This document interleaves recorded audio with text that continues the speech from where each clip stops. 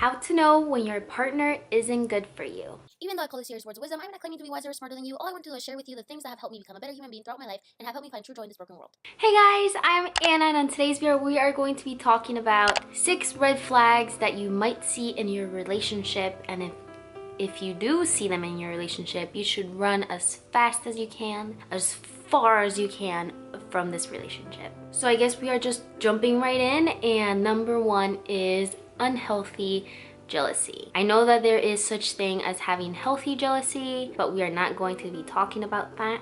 So unhealthy jealousy is when your partner is obsessed, when your partner is too controlling, when they are too possessive over who you are, and they are overall slightly paranoid. There is the straight up jealousy. We all have seen it at some point in our lives, where your partner is always thinking that you're cheating on them. They're always accusing you of liking other people. But there's also a weird jealousy that your partner can have for you. They are jealous of you spending time with your family, with your best friends, just with anyone who isn't them. When you go out, you feel guilt inside of you. You need to be back at a certain time. Even if your partner doesn't live with you, they want you to be back at your house at 6 p.m. and it has to be 6 p.m. You know, you might be having a great time with your girlfriend, having coffee, and you might end up talking until 9 p.m. but your partner doesn't understand that. They just don't want to share you, you know, and you're not their property. So it's just weird. But if you see this in your relationship, girl, run.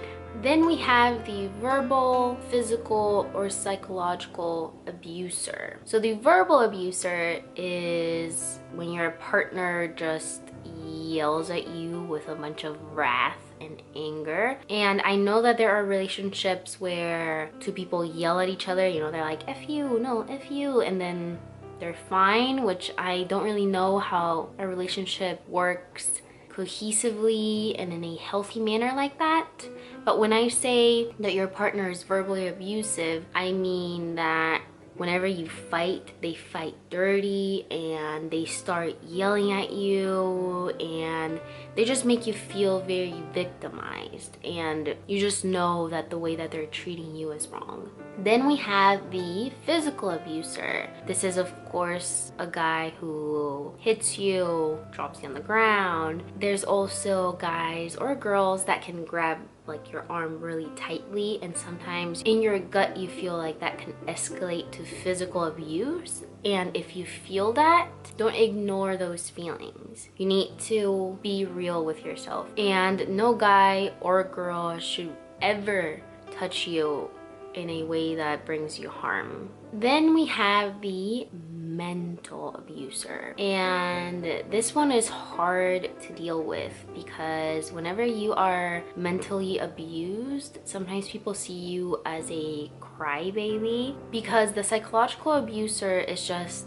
a big bully. They are a person who might tell you look fat or you look too skinny, you need to go to the gym. They make jokes about you being ugly, or sometimes you mess up and they'll say things like, even my 5-year-old sister could do that. So these are people that are always bringing down your self-esteem. Then we have the partner who is irrational. Whenever you argue with people like this, it seems like they are not processing things in their brain. They could be a 4.0 student, but they are arguing with no purpose. They are arguing for the sake of argument. And to you, when you're arguing with this person, it seems like there is no mental reasoning in their head. It seems like they just have a complete lack of perspective. And to give you a small, actually a big scenario, I'm gonna give you an extreme scenario that could happen, but it's like blown a little bit out of proportion. So let's say you told your partner that you were gonna come home after work and you were gonna be home at 5 p.m. Okay, so you say your goodbyes, you say that you love each other, and then it's 5 o'clock and you're not there. So your partner calls you and your phone is off. And what's actually happening in real life is that your phone died. But before your phone died, you got a phone call from your sister saying that your aunt is in critical condition because she was hit by a car and now she's in surgery. So you drive as fast as you can to the hospital, and you realize that everything's fine. So then you just get in the car as fast as you can and you're driving back home, but there's traffic because there was accidents that happened on the road. But you get home and it is now 5:55. So you open the door and your partner is there, and your partner is really mad at you because you said you were gonna be there at 5 and it's 5:55. So you explain the situation to your partner. You tell them, hey, my aunt, she went to the hospital, but thank goodness everything is fine. And then there was so much traffic because there was 2 car crashes. You just finished telling your story, and your expectation, I know that you shouldn't have expectations, but I think a normal human being should respond with, wow, is your aunt doing okay? I'm so glad to hear that she came out of surgery and she's doing fine. Like, how are you feeling? There is dinner that I saved for you. Can I do anything for you? Give him a hug or something. But no, their reaction is, oh my gosh, I can't believe you were late. You told me you were gonna be here at 5 and you were not here at 5. I don't even think I can talk to you. And then you have this reaction where you start apologizing.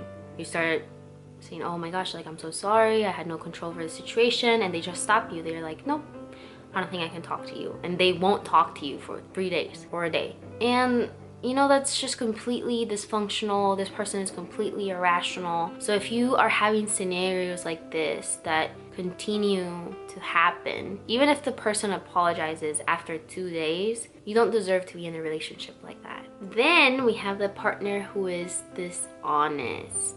This tends to be the partner that says, oh, my ex is so crazy, my current partner is so crazy, or my spouse is so crazy. They are always throwing white lies here and there. This partner in particular does not admit whenever they are in the wrong, and they actually flip things around to make it seem like you are the problem. An example of this would be, let's say you were checking your partner's phone. You shouldn't be checking your partner's phone, but you were checking their phone and you find that your partner is cheating on you. So you confront your partner about it, and they say that they're not cheating on you when the evidence is clearly there. And then they flip things around and they say, well, why were you checking my phone? And then the whole problem becomes, why were you checking my phone, rather than why is he or she cheating on you? And yeah, this partner might call you crazy, or they might call you a bunch of different names. And ultimately, if you don't run away from this partner, they will make you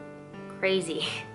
And there's no point on destroying your character for someone who is not good for you. Then we have the partner who cannot forgive. I don't know why, but many times I've heard people say that we need to forget.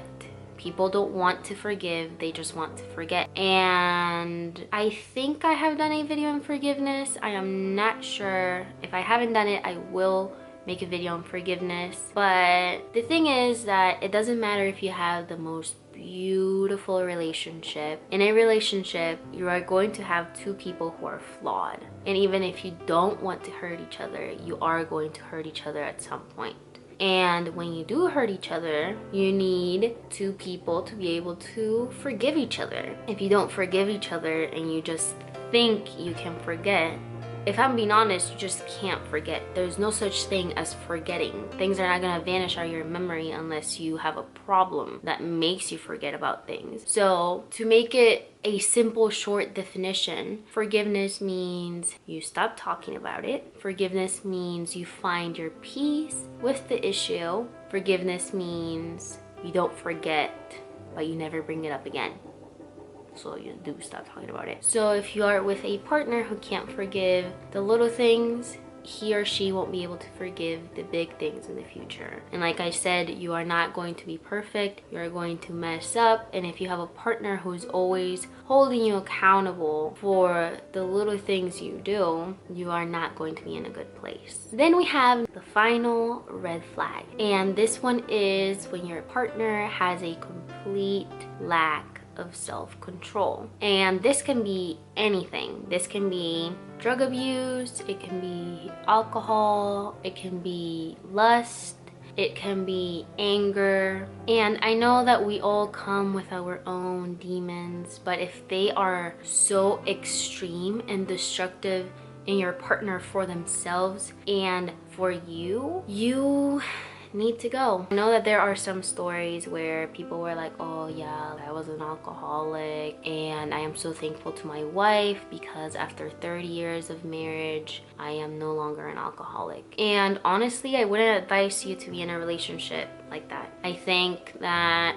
all of us should fix addictions. We all should fix the really harsh things in our lives that bring complete destruction. So to give you an example, let's say that your partner has a problem with anger, and let's say they are either the verbal, physical, or psychological abuser whenever they're angry towards you. Let's say you guys end up getting married and you end up having children. You are going to be raising children who are either going to have those traits from their mom or dad, who is your partner, or you are going to have children who are growing up in this toxic environment where they might see you crying, or your own character might change. Like I said before, you don't want to grow bitter, you don't want to grow weak, you don't want to grow crying every day, not being able to take care of your kids or your family members because you're always dealing with so much stress in yourself